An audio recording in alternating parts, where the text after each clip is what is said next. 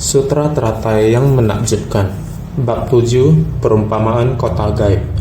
Sinvasyang Sutra Teratai episode 1059. Akar keyakinan harus mendalam dan kokoh, membangkitkan ikrar, mempraktikkan, menerima, dan mengamalkan. Akar keyakinan harus mendalam dan kokoh. Kekuatan perhatian harus teguh, harus membangkitkan ikrar, mempraktikkan, menerima, dan mengamalkan. Terus-menerus mendengarkan, merenungkan, dan mempraktikkan. Senantiasa melatih, mengingat, dan menegakkan pengajaran lisan dari Tathagata. Tekun menerima dan menegakkannya untuk mencari pengetahuan dan pandangan Buddha. Kita memahami dalam melatih diri, keyakinan adalah sumber dari kebenaran dan ibu dari segala kebajikan.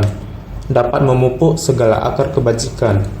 Kekuatan keyakinan sangatlah penting.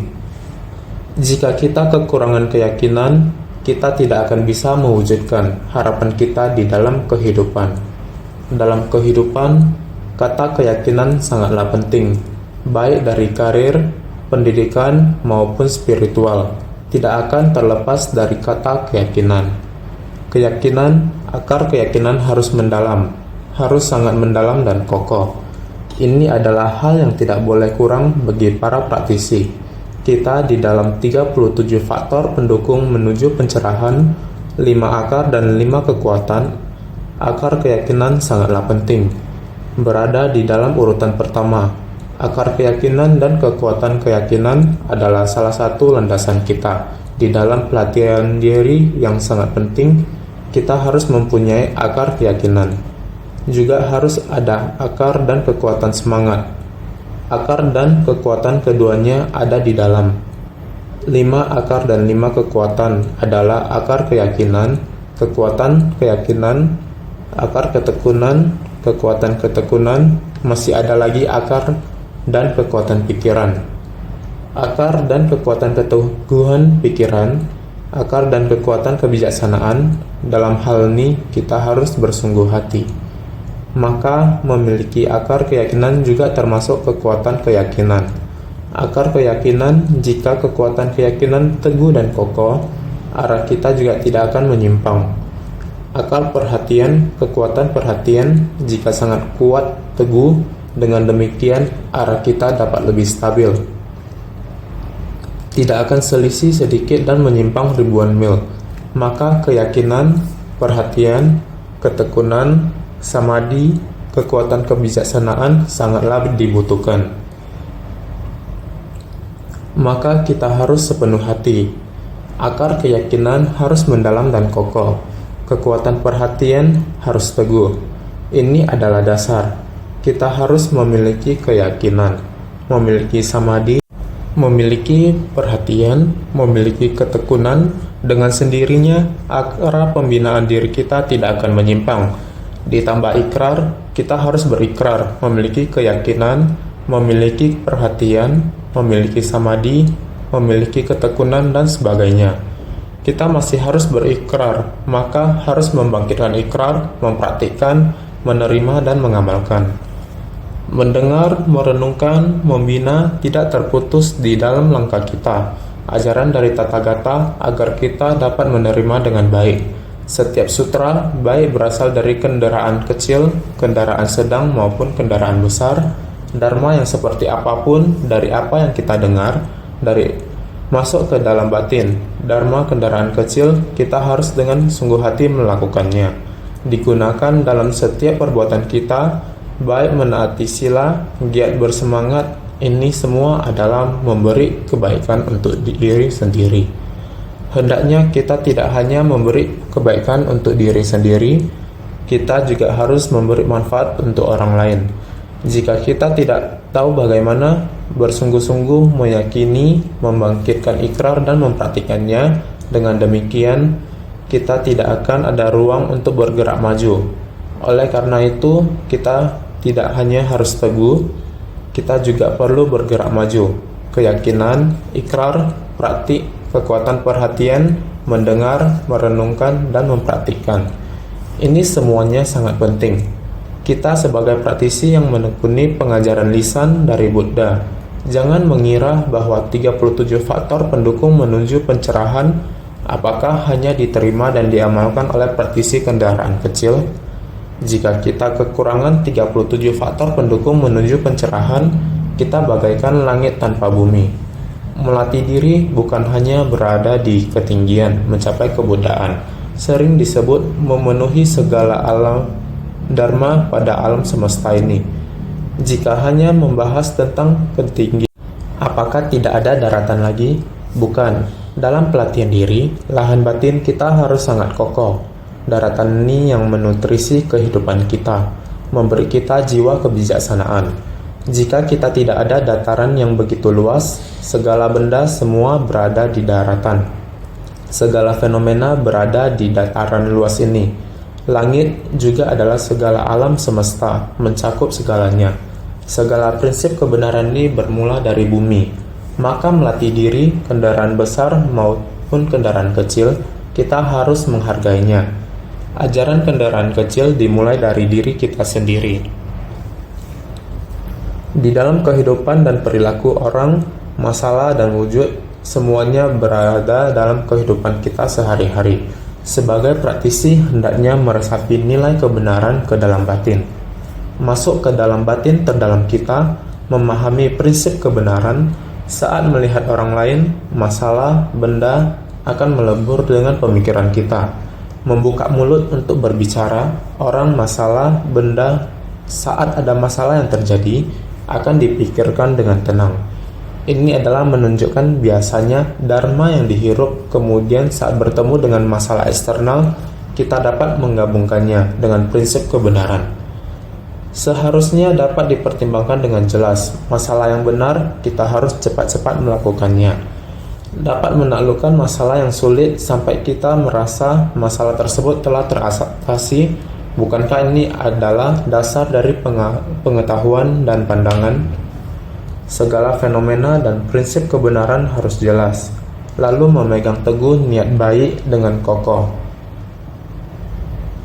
Mengetahui arah tujuan kita tidak menyimpang, oleh karena itu, terus-menerus mendengarkan, merenungkan, dan mempraktikkan, akar keyakinan harus dibangkitkan. Ini sangatlah penting. Ini mengandalkan pengajaran lisan dari Tathagata. Apabila bukan Buddha Sakyamuni yang demikian membimbing secara sabar dan sistematis, membabarkan dengan waktu sangat lama, tanpa batas waktu, kalpa sebanyak butiran debu, masa tanpa awal, terus-menerus membabarkan nilai kebenaran seperti ini, bagaimana kita dapat memahaminya? Maka kita seharusnya menegakkan pengajaran lisan dari Tathagata. Kita harus senantiasa melatih dan mengingat Buddha Sakyamuni telah mencapai kebuddhaan. Beliau di bab perumpamaan kota gaib mengingat kembali pelatihan dan penegakan di masa lampau. Mengingat kembali kalpa sebanyak butiran debu sebelumnya. Dari masa kalpa tak terhingga ke masa kalpa tak terhingga kejadian di masa lalu. Ini menandakan kita melatih diri harus mulai dari asalnya. Setelah mendengar dan menyerap ke dalam batin, dan akar keyakinan dan kekuatan niat harus sangat kokoh, baru bisa giat dan bersemangat. Jika konsentrasi kita mudah terpengaruh kondisi dari luar, maka kita akan tergoyahkan. Kita harus tak henti-hentinya giat bersemangat, baru dapat mengembangkan kebijaksanaan kita. Maka harus mulai dari pengajaran lisan dari Tathagata. Benar-benar bersungguh hati, senantiasa melatih, mengingat, dan menegakkan pengajaran lisan dari Tathagata. Sangat penting. Kita tekun menerima dan menegakkannya.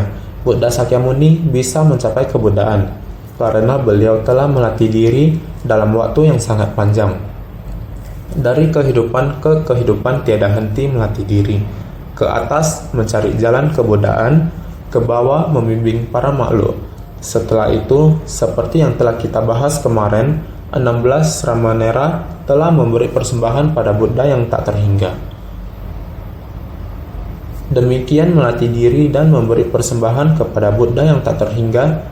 Arti memberi persembahan adalah mempraktekkan dalam tindakan nyata. Tubuh dan pikiran mengamalnya dan mengabdinya. Demi para makhluk menerima ajaran Buddha, kita tekun melatih diri melalui pengajaran Buddha.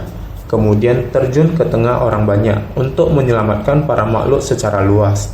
Dari kehidupan ke kehidupan adalah demikian, sehingga ke atas mencari jalan Buddha, terjun ke tengah orang banyak untuk menghayati wujud dari permasalahan di dunia. Melalui wujud dari permasalahan di dunia untuk mengasah diri, bagaimana harus melenyapkan kegelapan batin dan kekotoran batin, melenyapkan kerisauan, melenyapkan kekotoran batin dan kegelapan batin. Setelah sepenuhnya melenyapkan kerisauan, dengan sendirinya akan mendekati pengetahuan dan pandangan Buddha. Jadi, di satu sisi mencari, di sisi lain merealisasikan. Oleh karena itu, mencari pengetahuan dan pandangan Buddha adalah harapan kita. Juga semestinya kita mempraktikkan dalam tindakan nyata. Meskipun hanya beberapa kata, sebenarnya dalam proses pembinaan diri, kita tidak boleh melalaikan.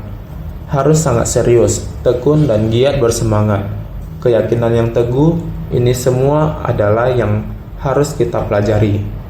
Jika kita benar-benar bisa melakukan demikian, sebenarnya asalkan kita memiliki niat, maka pembinaan diri bukan harus memiliki pemahaman yang mendalam atau gelar yang tinggi, itu tidaklah perlu. Lihatlah di negara Thailand, ada seorang mahasiswa yang tamat. Dia lulus dari universitas yang sangat terkenal di Thailand, Universitas Chulalongkorn. Ini adalah universitas yang sangat terkenal. Setelah dia lulus kuliah, ayahnya berdiri dengan diam di salah satu sudut, datang menghadiri acara wisuda anaknya. Kelulusan anaknya adalah sangat membanggakan. Melihat ayahnya berdiri di sudut, saat itu dia penuh gelisah. Menunggu, dia mengenakan jubah dan topi toga. Setelah upacara ini selesai, dia segera keluar, melihat ayahnya berada di mana. Melihat mobil yang dikendarai ayahnya adalah truk sampah. Mobil sampah itu ada di depan pintu gerbang sekolah. Ayah dengan memakai seragam kerja berdiri di samping truk tersebut. Sepertinya ayahnya juga sangat terharu, meneteskan air mata. Anaknya bergegas menuju ke depan truk sampah, tempat ayahnya berdiri. Dia bersujud di depan ayahnya. Kedua tangan memegang kaki ayahnya, seperti kita umat Buddhis, dengan tulus memberi penghormatan kepada Buddha. Sama seperti zaman Sang Buddha, bersujud kepada Buddha, demikian dia bersujud di depan kaki ayah. Kedua tangan memegang kaki ayahnya. Kondisi ini membuat orang terharu melihatnya. Ternyata sang ayah adalah seorang murid yang bersekolah hanya sampai kelas 4. Tidak berdaya melanjutkan sekolah, keluarga miskin. Sejak awal harus bekerja sebagai pekerja kecil. Berada dalam pekerjaan kecil ini tumbuh besar, kemudian pergi belajar mengemudi mobil. Sudah bisa mengemudi mobil, lalu pergi melamar sebagai supir truk sampah. Sudah memiliki gaji yang tetap, dia memiliki sebuah niat. Sendiri merasakan kehidupan begitu sulit dan susah, terutama pekerjaan yang dikerjakannya adalah pekerjaan yang paling rendah di mata masyarakat, selalu berdekatan dengan sampah. Jadi dia bagaimanapun harus dapat membesarkan anaknya, harus membuat pendidikan anaknya lebih tinggi darinya, bahkan bisa sampai perguruan tinggi. Tidak peduli berapapun biaya pendidikan, tidak peduli bagaimana membesarkannya, pendidikan anak seberapa besar biayanya, dia hanya memiliki sebuah niat. Dalam kehidupan ini dia harus mewujudkan niatnya. Tapi apakah putranya berpikir demikian? Sejak dari sekolah dasar hingga sekolah menengah, dia sendiri merasa sangat minder dan pemalu. Dia malu karena ayah teman sekelasnya, jika bukan seorang pengusaha berpakaian jas rapi, maka adalah tentara dengan seragam yang elegan. Sedangkan pakaian ayahnya begitu lusuh, jadi dirinya merasa sangat minder. Juga menyalahkan ayahnya, mengapa ayahnya melakukan pekerjaan seperti ini. Oleh karena itu, ketika bercerita tentang ayahnya membandingkan dengan teman-teman sekelasnya, dia akan merasa sangat rendah diri. Dengan demikian, dia sendiri berusaha sangat keras. Dia merasa bahwa apapun yang terjadi, dia ingin keluar dari kondisi keluarga yang miskin. Sehingga dia sendiri harus berusaha dengan sangat keras, yakin pada kekuatannya sendiri. Tekad yang sangat kuat, harapannya itu pasti bisa dicapai. Oleh karena itu, baik itu sekolah dasar, sekolah menengah, atau universitas, Terhadap diri sendiri saat belajar dia sangat tekun, tetapi terhadap ayahnya, terhadap keluarganya sendiri, dia sangat meremehkan dan merasa malu. Memandang rendah ayahnya, menyalahkan kondisi keluarga yang sulit. Sampai hari itu setelah baju toga dipakai, sama seperti semua teman sekelasnya bisa naik ke panggung untuk menerima ijazah kelulusan. Di saat ini dia melihat ke bawah, tiba-tiba melihat ayahnya ada di sudut, sangat kesepian. Melihat orang tua dari teman sekelas lainnya terlihat begitu bermartabat memakai jas dan ada yang berseragam militer. Di tempat ini, tetapi ketika memikirkan ayahnya berdiri di sudut dan dia sendiri berdiri di atas panggung dengan keluarga yang lain, betapa hebatnya orang tua mereka. Tidak peduli mereka bagaimana, sendiri berdiri di atas panggung, sama seperti teman sekelasnya. Melihat ayahnya yang begitu kesepian di tepian, saat itu dalam hatinya merasa sangat terguncang. Ternyata ayah saya sepanjang hidup ini sangat kesepian. Ayah saya sepanjang hidup ini telah bekerja keras. Meskipun pendidikannya sangat rendah, meskipun pekerjaannya sangat berat, apalagi setiap hari bersama dengan sampah yang bau ini, tapi malah dapat memberikan saya pendidikan. Tidak kekurangan selama ini. Saat itu dia sendiri sangat terguncang, sehingga dia bergegas keluar dari gerbang sekolah, melihat truk sampah ayahnya masih di luar gerbang sekolah, melihat ayahnya berdiri di samping depan truk tersebut dan menyeka air mata, sehingga dia sangat tersentuh. Di luar kendali, dia pun bersujud dan memberi hormat 2 kali. Ayahnya segera mengandungnya. Mereka, ayah dan anak, saling bertatapan berurai air mata. Tetapi ketika sangat tergugah, dia bersujud sekali lagi, berpelukan dengan ayah, dan berkata kepada ayahnya, "Maaf, saya dari kecil sampai besar tidak pernah menghormati ayah. Mulai sekarang saya akan membayar rasa hormat kepada ayah." Ini adalah kekuatan dari keyakinan. Harus percaya dengan diri sendiri, meskipun ada suatu periode waktu tertentu dari kecil sampai besar kurang merasa bersyukur terhadap ayahnya. Sekarang dia telah sukses. Dapat sukses karena ayahnya yang bersusah payah menghasilkan untuk anaknya, membantu dia memperoleh pencapaian, sehingga ini sangat menyentuh. Setiap orang memiliki potensial, meskipun ayah dengan latar belakang pendidikan yang rendah, tetapi dari hati dalamnya memiliki kekuatan berikrar. Juga ada kekuatan keyakinan dan kekuatan pikiran. Ayah dan anak, keduanya bersama-sama sebagai seorang ayah, dia penuh keyakinan, kekuatan pikiran, dan kekuatan ikrar. Dengan ketekunannya dan tekad teguhnya, bukankah ini termasuk dalam 5 akar dan 5 kekuatan untuk memenuhi harapan kehidupannya? Bukankah anak laki-laki juga seperti itu? Meskipun dia merasa lebih rendah karena keluarganya, tetapi keyakinan, kekuatan pikiran, ikrar, tindakan, ketekunan, keteguhan, dan lainnya juga sama memberikan satu kekuatan kepadanya, sehingga dia mampu menyelesaikan studinya.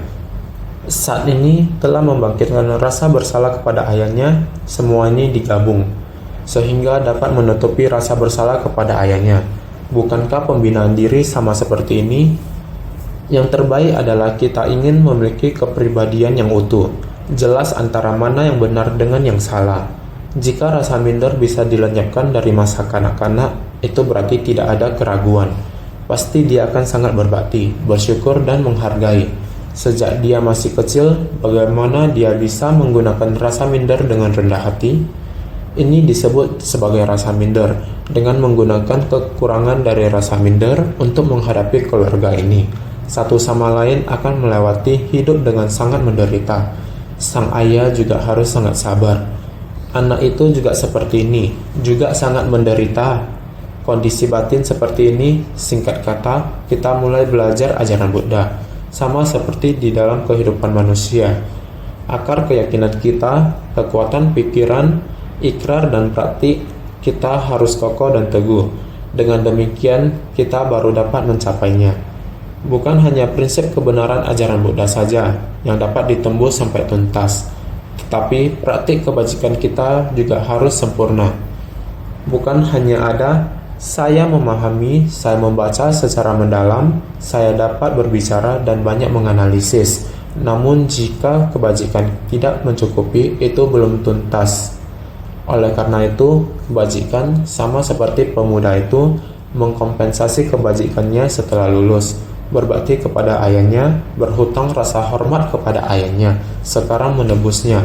Dengan demikian, dia baru benar-benar menerima pendidikan tentang kepribadian diri. Budi pekerti itu baru cukup. Jika tidak, dia akan tetap berhutang sepanjang hidupnya. Prinsip kebenaran kehidupan kita sama dengan prinsip kebenaran Buddha Dharma. Naskah sutra selanjutnya berkata demikian. Buddha memberitahukan persamuan agung. 16 bodhisattva samanera ini adalah sangat langka. Mereka memiliki kapasitas yang tajam dan kebijaksanaan yang memahami sepenuhnya. Mereka pernah memberi persembahan pada puluhan juta koti Buddha yang tak terhingga. Di hadapan pada Buddha senantiasa menjalankan praktik murni, menerima dan menegakkan kebijaksanaan Buddha, membuka dan menunjukkan kepada para makhluk guna memungkinkan mereka untuk memasukinya. Engkau sekalian hendaknya sering-sering mendekat dan memberikan persembahan pada mereka. Kenapa? Sutra Teratai Bab 7, Bab Perumpamaan Kota Gaib. Naskah sutra bagian ini menjelaskan kepada kita karena Buddha Mahabhisna Janabibu ini memahami bahwa orang yang masih memiliki keraguan setelah mendapatkan penjelasan dari 16 Ramanera, walaupun usia 16 Ramanera masih muda, namun berharap semua orang terhadap ajaran yang dipahami oleh 16 Ramanera serta pelatihan dan praktik yang dilakukan harus dihormati. Menghormati ke-16 Samanera karena Buddha Mahabhisna Janabibu telah memuji, menjadi saksi bahwa pahala kebajikan yang dicapai 16 Ramanera sudah sangat dalam, sangat langka dan sangat mendalam, memiliki kapasitas yang tajam, kebijaksanaan yang memahami sepenuhnya. Mereka pernah memberi persembahan pada puluhan juta koti Buddha yang tak terhingga. Demikianlah Buddha Mahabhisna Janabibu memberikan kesaksian bahwa mereka bukan hanya pada kehidupan ini melatih diri dan mempraktikkan. Ke-16 Samanera ini pada masa lampau sudah memberi persembahan kepada puluhan juta koti Buddha yang tak terhingga. Dari kehidupan ke kehidupan selalu melatih dan mempraktikkannya. Oleh karena itu, di hadapan para Buddha bukan hanya mendengarkan pembabaran Dharma Buddha, akan tetapi mempraktikkan dengan tindakan nyata, mematuhi sila murni, bahkan menerima dan menegakkan kebijaksanaan Buddha.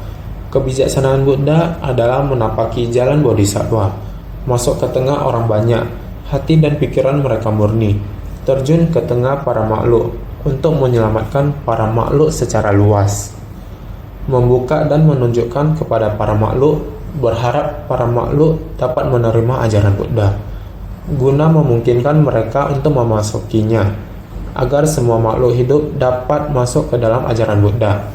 Maka engkau sekalian berarti bahwa setiap orang telah mendengar apa yang dibabarkan oleh 16 Samanera. Keraguan mereka telah hilang. Setiap orang hendaknya sering-sering mendekat. Setiap orang semestinya lebih mendekat pada 16 Ramanera. Mereka juga hendaknya menghargai dan menghormati 16 Ramanera ini. Kenapa? Setiap orang mesti memberikan persembahan dan mendekat pada 16 Ramanera. Kenapa? Naskah sutra berikutnya mengatakan, sekiranya para Sravaka, Pratyeka Buddha dan Bodhisattva dapat meyakini ajaran dari sutra yang dibabarkan oleh 16 Bodhisattva ini, menerima dan menegakkan tanpa menjelek-jelekkannya, maka orang-orang ini kelak semuanya akan mencapai Anuttara Samyak Sambodhi, kebijaksanaan dari Tathagata. Sutra Teratai Bab 7, Bab Perumpamaan Kota Gaib. Baik itu Sravaka maupun Pratyeka Buddha atau Bodhisattva, Sravaka adalah praktisi kendaraan kecil. Pratyeka Buddha adalah praktisi yang hanya memberi kebaikan untuk diri sendiri. Para Bodhisattva adalah praktisi kendaraan besar. Namun mereka adalah bodhisattva yang baru membangkitkan tekad praktisi kendaraan kecil, kendaraan sedang, kendaraan besar. Setelah Buddha Mahabhisna Janabibu selesai mengajarkan Dharma, Ada yang meyakini dan memahami, namun ada orang yang masih memiliki keraguan. Buddha Mahavishna Janabibu sudah memasuki ruang meditasi, namun tidak ada yang bisa menjawab pertanyaan mereka.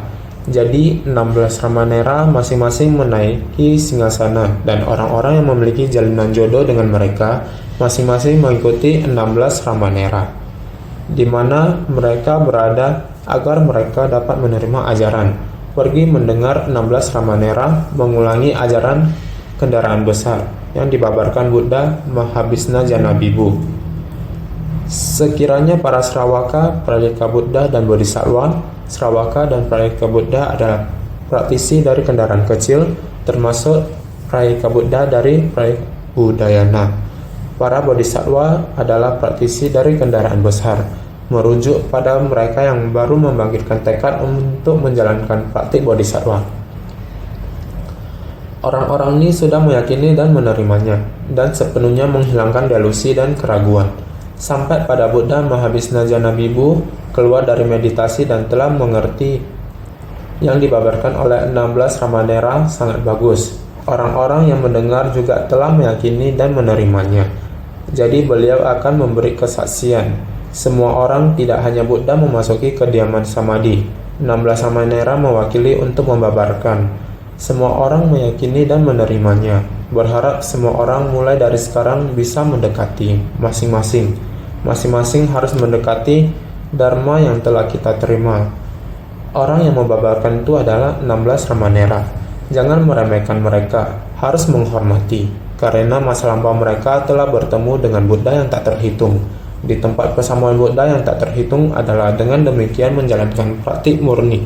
Menjalankan praktik murni juga dari kehidupan ke kehidupan, memasuki kerumunan orang banyak dan menyelamatkan para makhluk secara luas.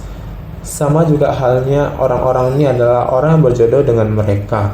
Artinya adalah datang untuk memberikan saksi, untuk menyempurnakan 16 Ramanera, sehingga dikatakan dapat meyakini ajaran dari sutra yang dibabarkan oleh 16 bodhisattva ini, menerima dan menegakkan tanpa menjelek-jelekkannya, dapat meyakini sutra terata yang dibabarkan dengan hati paling tulus menerima dan menegakkannya, tanpa pernah menjelek-jelekkannya. Jika bisa demikian meyakini dan menerimanya yang dibabarkan sutra terata yang menakjubkan, setiap orang bisa meyakini dan menerimanya. Bisa dengan hati paling tulus menerima dan menegakkannya. Menerima dengan hati yang paling tulus. Setelah menerima, harus meyakini, menerima dan mengamalkannya.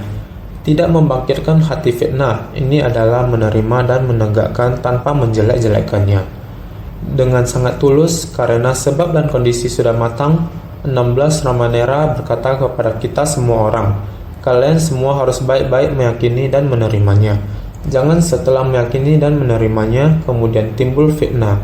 Jangan menimbulkan keraguan. Ini adalah orang yang menegakkan sutra. Maka orang-orang ini kelak semuanya akan mencapai Anuttara Samyak Sambodhi, kebijaksanaan dari Tathagata. Orang-orang yang menegakkan sutra ini semuanya kelak akan memperoleh kebijaksanaan tiada tara dari Buddha. Jika dapat menerima dan menegakkan, maka setelah mendengar, orang yang demikian akan mendapatkan kebijaksanaan yang tiada tara. Walau usia 16 Ramanera ini masih muda, akan tetapi dharma dari mereka tidak akan menyimpang. Mereka tidak pernah menyimpang dari ajaran. Maka sesuai dengan dharma yang mereka babarkan, dengan sungguh-sungguh menegakkan. Dengan teguh menerima dan menegakkan, maka kelak juga sama akan mendapatkan kebijaksanaan tiada tara dari Buddha. Ini juga ingin menyampaikan kepada semua orang bahwa kehidupan manusia semuanya memiliki potensial yang mendalam, telah melalui tempaan dari pelatihan diri. Bukan karena usia muda, 16 Ramanera adalah pembuktian terbaik, karena mereka masa lalu benar-benar telah tanpa hentinya melatih diri, meyakini, menerima dan mengamalkannya di hadapan Buddha yang tak terhingga. Mereka ke atas mencari jalan kebuddhaan dan ke bawah membimbing para makhluk. Potensial mendalam yang mereka akumulasi telah tertanam di dalam kesadarannya secara mendalam. Bukan hanya di dalam kesadaran ke-8 Satu persatu, benih yang ditanam adalah benih untuk mencapai kebuddhaan. Ini dari kehidupan demi kehidupan. Tanpa henti melakukannya, pembinaan diri. Naskah sutra berikutnya kembali mengatakan, Buddha memberitahukan para biksu, 16 bodhisattva ini selalu suka membabarkan sutra teratai. Setiap orang dari bodhisattva ini telah menyadarkan para makhluk sebanyak 6 juta koti nayuta butiran pasir sungai Gangga. Sutra teratai bab 7, bab perumpamaan kota gaib. Bagian naskah sutra ini kita bisa melihat Buddha Mahabhisna Janabibu sekali lagi mengatakan kepada semua orang, 16 orang Sramanera ini adalah bodhisattva. Mereka senantiasa seperti ini, sangat suka membabarkan dan menjelaskan sutra teratai, mencari ajaran kendaraan besar. Setiap tekad yang dibangkitkan dari kehidupan ke kehidupan adalah ajaran kendaraan besar. Jadi sutra teratai adalah jalan untuk mencapai kebuddhaan. Dalam Buddha yang tak terhingga jumlahnya, semua Buddha memiliki ajaran yang sama. Setiap Buddha ke dunia untuk menyelamatkan dan membimbing, membuka dan menunjukkan. Bukankah demi ajaran kendaraan besar datang menyelamatkan dan membimbing, berharap para makhluk semuanya dapat mencapai kebuddhaan, setara dengan Buddha. Pada akhirnya harus membabarkan jalan untuk mencapai kebuddhaan. Jalan untuk mencapai kebuddhaan adalah sutra teratai yang menakjubkan. Sutra teratai yang menakjubkan adalah jalan untuk mencapai kebuddhaan. Jadi 16 bodhisattva Sramanera dari setiap kehidupan ke kehidupan adalah selalu suka membabarkan sutra teratai. Setiap orang dari bodhisattva adalah setiap bodhisattva telah menyadarkan para makhluk sebanyak 6 juta koti nayuta butiran pasir sungai Gangga.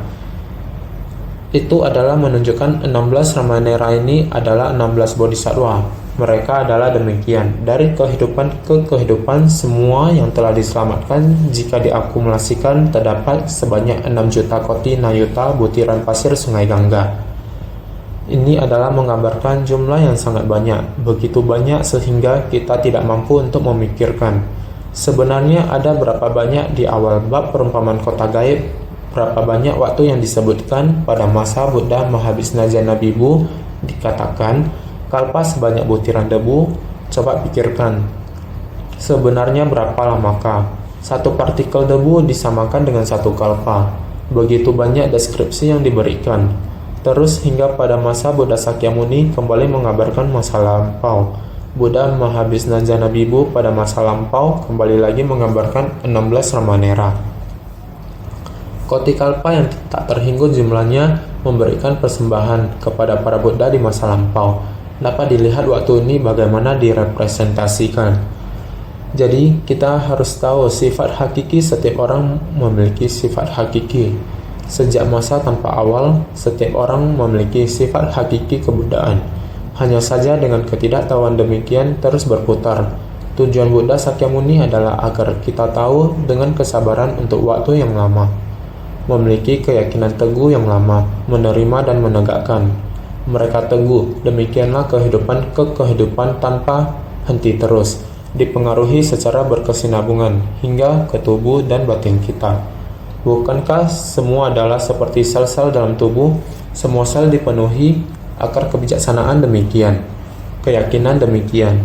Keyakinan dari kekuatan kebijaksanaan bersumbangsi di tengah orang banyak. Ini benar adalah jagat raya yang besar dan kecil, yang tercakup ada jumlah yang tak terhitung. Butiran debu pasir dari jagat raya yang besar, jagat raya yang kecil, tubuh kita sendiri juga ada mikrobakteri yang tak terhitung. Prinsip kebenaran yang sama, ada dunia tak terhitung dalam tubuh kita. Kita harus mengira dengan kebijaksanaan. Sebenarnya kita harus sangat bersungguh hati untuk memahami segala sesuatu yang berada di alam ini. Setiap helai daun, setiap rerumputan mempunyai dunianya sendiri, apalagi setiap butir pasir. Sama saja punya dunia tersendiri, mempunyai sifat hakikinya. Ini adalah kita perlu bersungguh hati, memperkirakan antara langit dan bumi, segala masalah dan segala dharma, semuanya harus dengan bersungguh hati. Sehingga Buddha Mahabhisna Janabibu kembali terhadap biksu dan para pendengar yang berada saat itu, kemudian mengatakan,